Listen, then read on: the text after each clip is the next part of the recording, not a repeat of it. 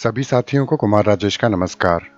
साथियों, एकादशी श्रृंखला में आज मैं आपसे मोक्षदा एकादशी के बारे में बात करने जा रहा हूँ। मार्गशीर्ष मास के शुक्ल पक्ष की एकादशी को मोक्षदा एकादशी कहा जाता है। द्वापर युग में भगवान श्री कृष्ण ने इसी दिन अर्जुन को भगवत गीता का उपदेश दिया था।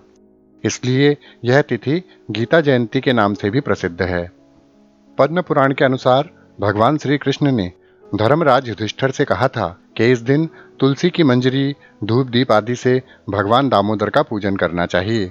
मोक्षदा एकादशी बड़े बड़े पातकों का नाश करने वाली है।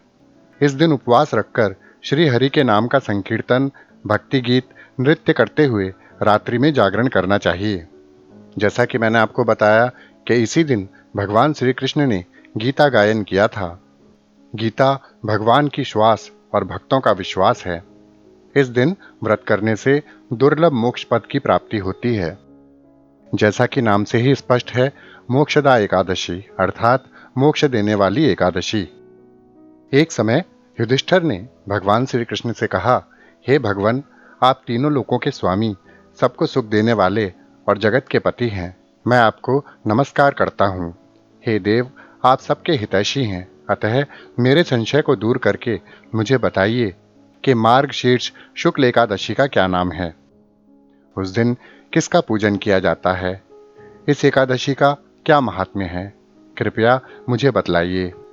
भक्त वत्सल भगवान श्री कृष्ण कहने लगे कि हे धर्मराज, तुमने बड़ा ही उत्तम प्रश्न किया है।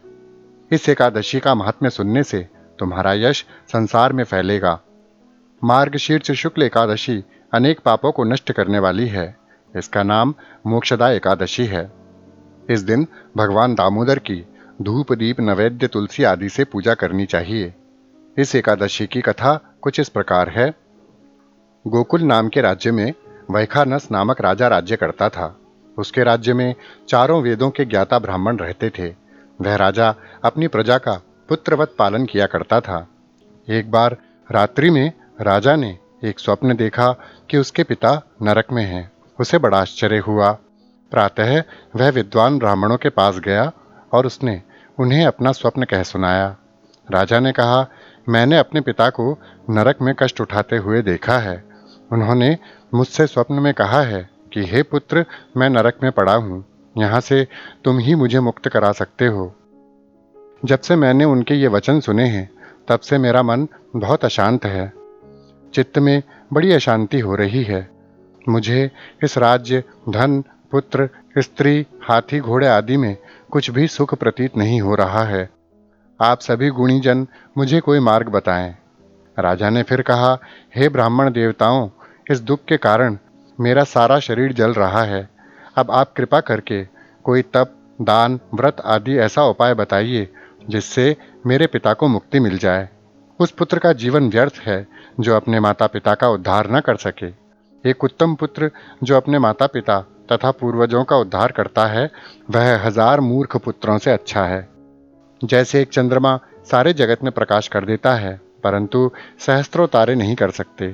ब्राह्मणों ने कहा, हे राजन, यहाँ पास ही भूत, भविष्य, वर्तमान के ज्ञाता पर्वत ऋषि का आश्रम है। आपकी समस्या का हल वे जरूर करेंगे। ऐसा सुनकर राजा मुनि के आश्रम पर गया। उस आश्रम में अनेक शांत चित्त योगी और मुनि तपस्या कर रहे थे। वहीं पर पर्वत मुनि भी विराजमान थे। राजा ने पर्वत मुनि को साष्टांग दंडवत किया। मुनि ने राजा से सांगोपांग कुशल पूछी। राजा ने कहा कि महाराज, आपकी कृपा से मेरे राज्य में सब कुशल है, लेकिन अकस्मात मेरे चित्त में अत्यंत अशांति होने लगी है। ऐसा सुनकर पर्वत मुनि ने आंखें बंद की और भूत भविष्य विचारने लगे। फिर बोले, हे राजन, मैंने योग के बल से तुम्हारे पिता के कुकर्मों को जान लिया है। पूर्व जन्म में उनकी 2 पत्नियां थीं, जिनमें से एक पत्नी के साथ तो उन्होंने पति पत्नी का संबंध मधुरता से निभाया, परंतु सौत के कहने पर दूसरी स्त्री को ऋतुदान मांगने पर भी नहीं दिया। उस असंतुष्ट स्त्री के श्राप के कारण तुम्हारे पिता यह कष्ट भोग रहे हैं। उसी पाप कर्म के कारण तुम्हारे पिता को नरक में जाना पड़ा। तब राजा ने कहा, हे मुनिवर, इसका उपाय बताइए। मुनि बोले, हे राजन, आप मोक्षदा एकादशी का उपवास करें और उस उपवास के पुण्य को अपने पिता को संकल्प कर दें। जब आप अपने उपवास के पुण्य को अपने पिता को अर्पित कर देंगे तो उनकी नरक से अवश्य मुक्ति हो जाएगी। मुनि के ये वचन सुनकर राजा महल में आ गए और मुनि के कहने के अनुसार ही उन्होंने कुटुंब सहित मोक्षदा एकादशी का व्रत किया। इसके उपवास का पुण्य उन्होंने अपने पिता को अर्पण कर दिया। इसके प्रभाव से उनके पिता को मुक्ति मिल गई और स्वर्ग में जाते हुए उन्होंने अपने पुत्र को आशीर्वाद दिया और कहा, हे पुत्र, तेरा कल्याण हो। ऐसा कहकर वह स्वर्ग चले गए। मार्गशीर्ष मास की शुक्ल पक्ष की मोक्षदा एकादशी का जो व्रत करते हैं उनके समस्त पाप नष्ट हो जाते हैं। इस व्रत से बढ़कर मोक्ष देने वाला और कोई व्रत नहीं है। इस कथा को पढ़ने या सुनने वाले को वाजपेय यज्ञ का फल मिलता है। यह व्रत मोक्ष देने वाला तथा चिंतामणि के समान सब कामनाएं पूर्ण करने वाला है। साथियों, मैंने आपको पहले ही बताया है कि मार्गशीर्ष शुक्ल एकादशी के दिन ही कुरुक्षेत्र में भगवान श्री कृष्ण ने अर्जुन को श्रीमद् भगवद गीता का उपदेश दिया था। इसलिए यह दिन गीता पाठ के अनुष्ठान के लिए भी उत्तम है। मोक्षदा एकादशी का व्रत करने वाला दिव्य फलों को प्राप्त करता है।